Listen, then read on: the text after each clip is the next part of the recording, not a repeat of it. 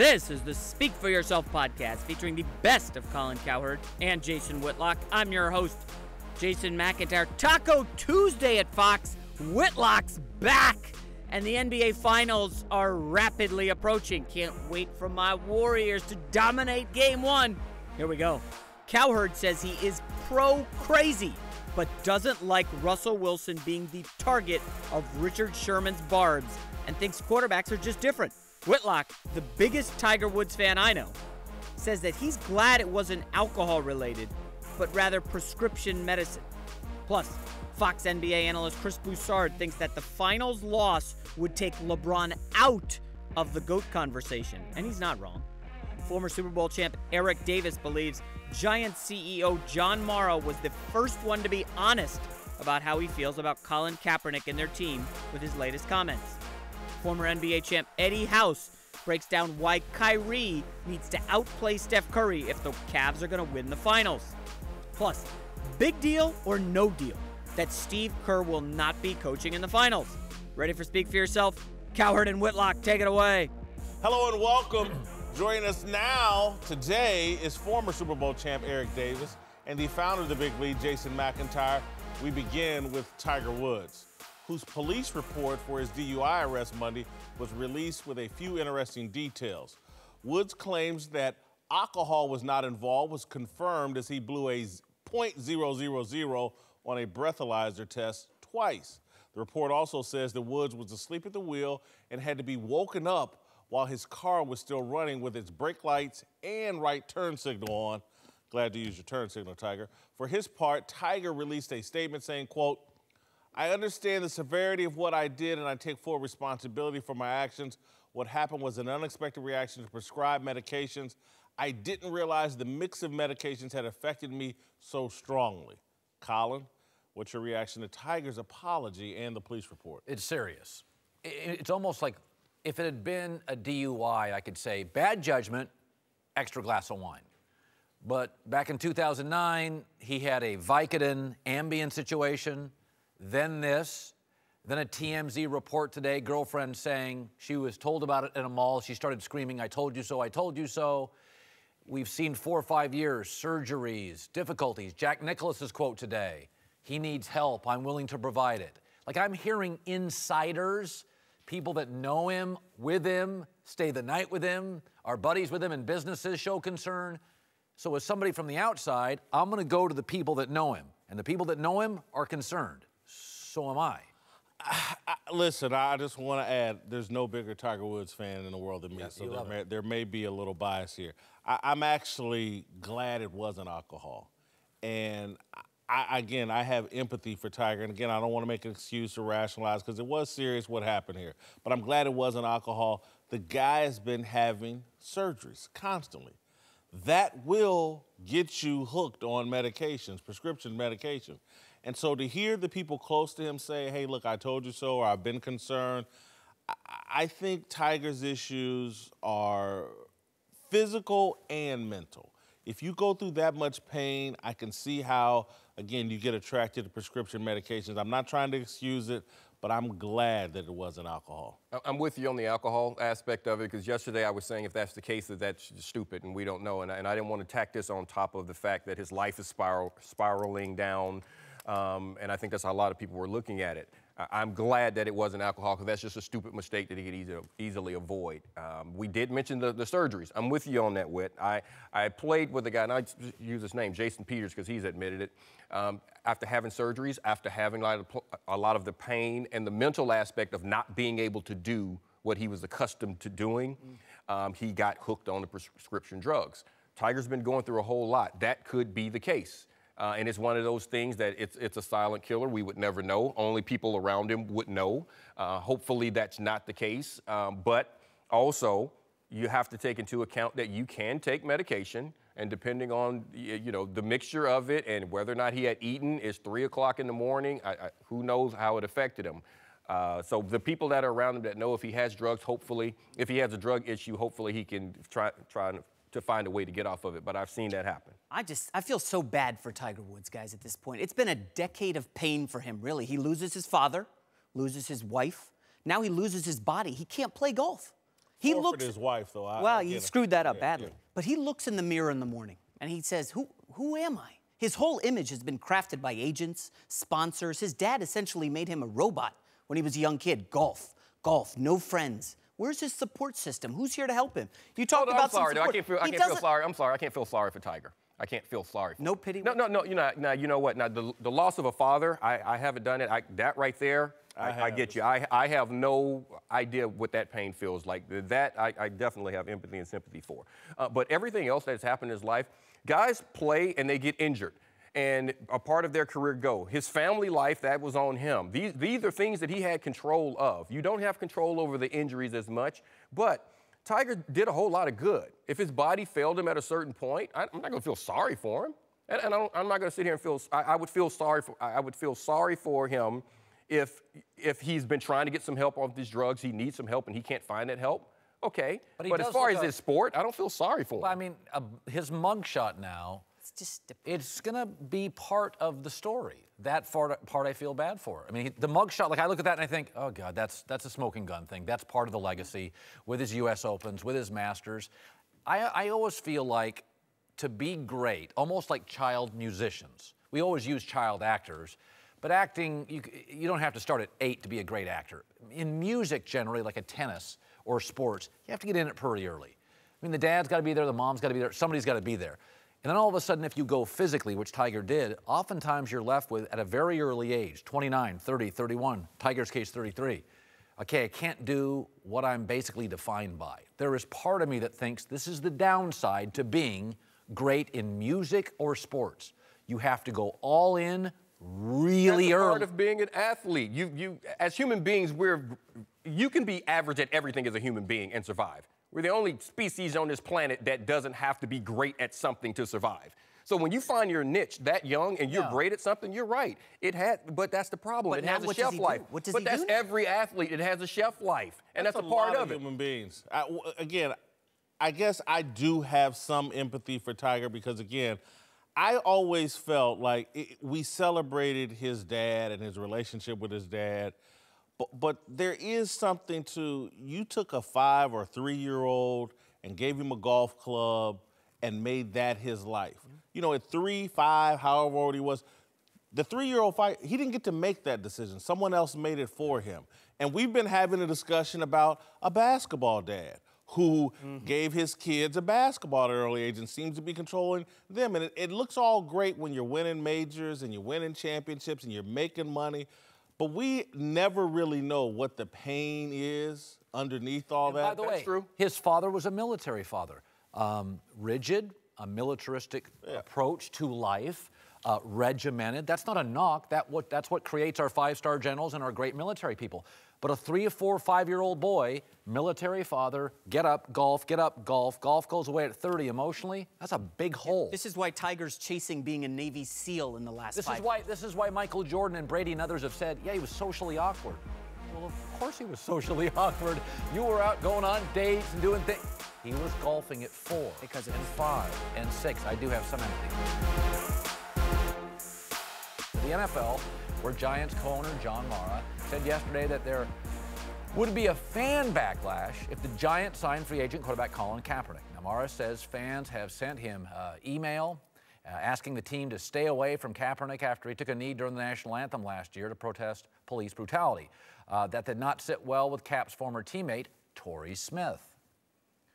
Torrey took to Twitter saying, "It's amazing what folks consider going too far. You can do all kinds of crazy things and get a second chance, but you can't get over a protest. My issue really isn't just the hate on Cap. It's what folks prioritize as wrong. Hit a woman, cool. Sexual assault, cool. Kneel, oh no.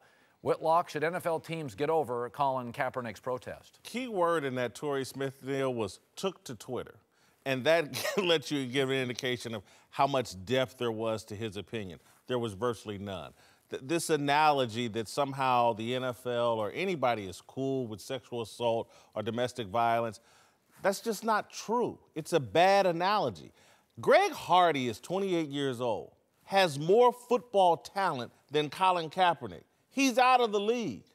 Listen, Colin Kaepernick, in terms of the protest and whether people can get over it or not, Colin Kaepernick's biggest issue is he's just not that good. And, you know, John Mara's gotten a lot of mail about Colin Kaepernick. Let him start talking about signing Greg Hardy or Ray Rice and see the mail he gets then. He'd be talking, man, I got a lot of mail. I guess we won't be signing Greg Hardy. So Torrey Smith sounds stupid. If Colin Kaepernick were a better player, it would be easier for him to sign. Let me just talk about quarterback. Let's just take one team, the Cleveland Browns. The Cleveland Browns, Josh Gordon, busted multiple times. Another chance, another chance, another chance. Wide receiver. Can really play. And can really play.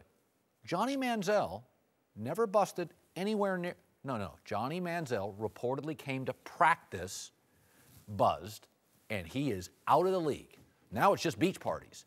Listen, when you're a quarterback, Tim Tebow, if he was religious and a tight end, nobody'd give a rip. He'd be in the league.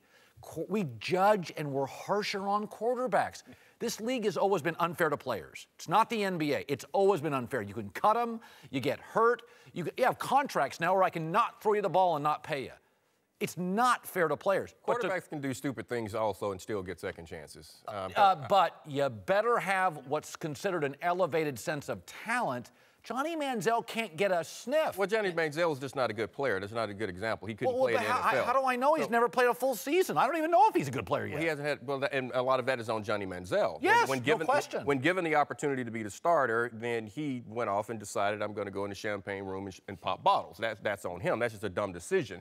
Now, this is the one thing that I do like about it. And should the league get over it? It's their business. The owners can do what they want to do. They can have whatever reason. You're too old, you're too short, you're too fat. You can do whatever and say you don't want a guy in the league, but just say it.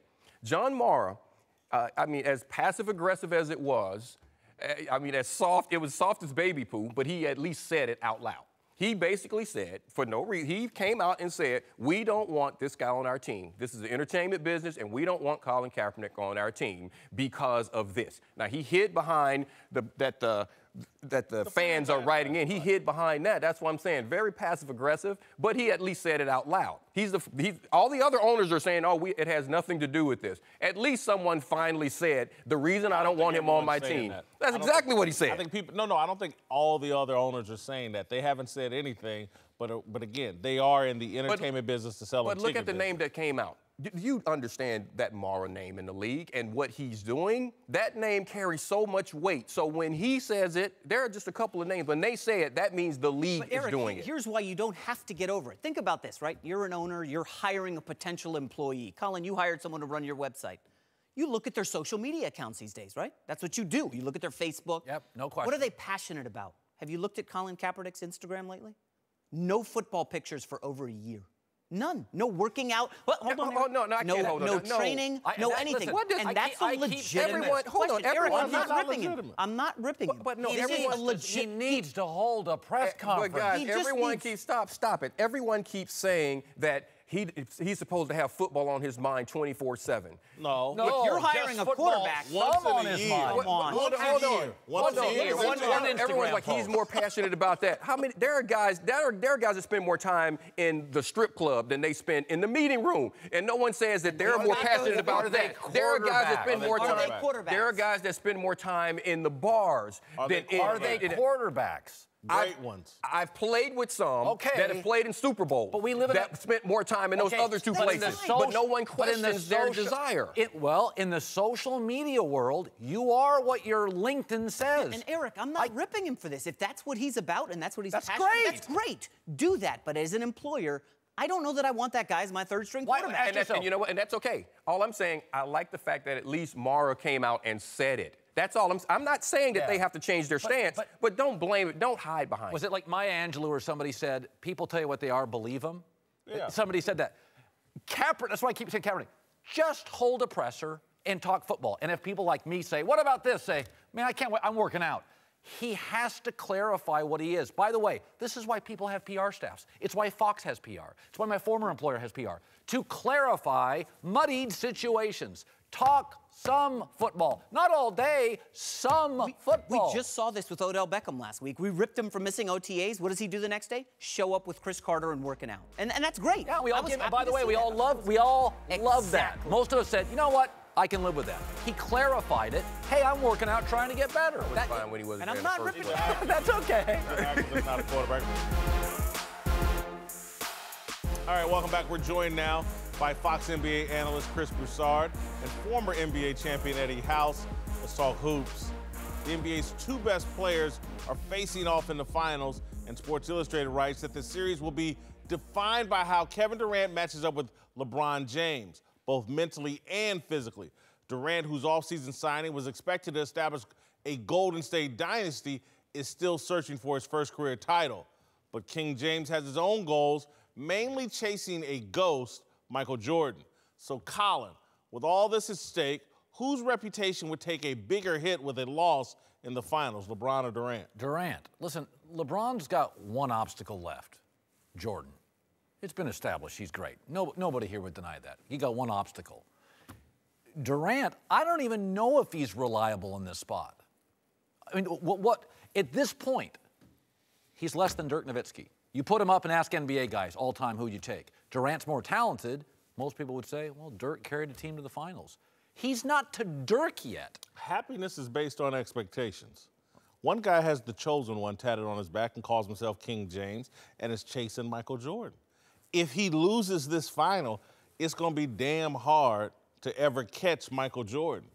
I think there's a little bit more pressure. I think LeBron takes a little bit bigger hit. Well, I think the most pressure is on Durant because you went to a 73-win team, up 3-1 in the finals. The only thing you can do as a difference maker, and that's what you should be as the second, third best player in the league. Different question. Who's Well, that's what I was saying. I think there's more pressure on him. I agree with you, though, that LeBron has the most to lose because barring something unrealistic happening, I heard Carlos Boozer say a few days ago he thinks LeBron's got 8 or 10 years left. Barring that, because I think that's unrealistic, then the GOAT talk ends if LeBron loses. 3 and 5 in the finals, you can't pass Michael Jordan. I don't care how much it looks good with the eye test. If you lose 5 finals, you'll be the first MVP to lose 5 finals. I just think the GOAT talk would end, so I think he has a lot more to lose. I think it's KD, and this is the reason why. Not only did he go to the super team to try to win, number one, it wouldn't hurt LeBron because it is a super team he would lose to. It's not like he's losing to a team that's like Dallas. Like when he lost to Dallas, Dallas wasn't a great team. You got 3 All-NBA players on this team, 2 former MVPs, and an All-Star. That doesn't look bad if you lose to that. You are lightweight expecting, and actually Vegas has them as the underdog, right? So you're expected to lose to this team. If Kevin Durant loses this game, it's going to hurt him so much more because he left. They were up 3-1. They had Golden State up 3-1. It almost goes to embarrassing. Right. If you lost here with Durant, you won without you. You won 73 without you. Depends on how you lose. And they had. Well, how would be good? You have to remember, they had Choking Golden in State Game down. 7? Yeah. They had Golden State down 3-1, and you leave that and come join that team that you had 3-1, that you lost 3 straight to, and try to win a championship and don't do it, it's going to hurt him way more. If Durant averages 35 in this series, and it's Klay Thompson and Steph Curry struggle, and that's why they lose. Okay, what if LeBron averages 37, they go to 7, and Kyrie's terrible? He's still 3 and 5 in the finals, and his goals, his expectations are, I'm challenging Jordan. To me, it's all about stakes. More people care about LeBron James than Kevin Durant. Right. You're right. It's going to hurt Kevin Durant, but how many people really care? He's never mentioned as the GOAT. He's never going to be a top 10 player of all time. LeBron James, the GOAT talk is what everybody's talking about, and I just think that ends if he loses this series. I don't think it would end because of that, because guess what? When it's all said and done, LeBron's going to blow out every statistical record that there is in the NBA. Every last one is going to be owned by LeBron. You got to think, when he finishes up with these playoffs, he's going to be so far ahead of Jordan, it's going to look crazy. Now, he did lose these finals, but still, at the end of the day, when you measure it up, he went to 7 straight, and nobody has done that. And by the way, no person that could bet would bet against 9 straight. I mean, Boston's not close. Washington and Toronto's best players can't shoot. DeRozan and John Wall are not great shooters. It's reasonable to assume he's got 2 more left, probably 3. So even if he lost, came back 1-2, I don't think the greatest of all time is done. I think it's done short term. It's done short term at the very least. But I will say this, is that 10-year in the league for Kevin Durant, and he was 1-1-8 of LeBron 3 years ago. He doesn't have a series or a play that I can stick to him. Not one 10 years in the league. He's becoming Alex. He's got Rick James tattooed on his legs. He's becoming Alex English. Score a lot. Let's not go that far. I like No, Alex. if he loses, he's still in the class of Charles Barkley, Karl Malone, and guys like that. Don't you think, Patrick Ewing? I mean, I'm not putting him in Barkley's class. really? I don't know. Really? How about He's this? one of the greatest scorers we've ever seen. Vince Carter. He's no, Vince no, Carter. No. He's Oh, a- really? Vince Carter never got out of the second round. Never MVP. Steph Curry, who last year struggled against the Cavs in the finals. Curry shot just 40% from the field, including some going 6 for 19 in Game 7. Kerr said yesterday Curry looks, quote, fresher, faster, and stronger than last year. Meanwhile, Cavs point guard Kyrie Irving isn't disappointing either, averaging 25 and 6 this postseason. Colin, who is more important to their team's success in the finals, Steph or Kyrie? I think Steph Curry is, next to LeBron, the most valuable player in the league. I said this yesterday on my radio show. Kevin Durant's food, you can live a week without eating. Steph Curry's water, yes, you can. Oh. Never tried that, huh? Steph Curry's water, 3 days, we all die. But we have a food network, not a water network.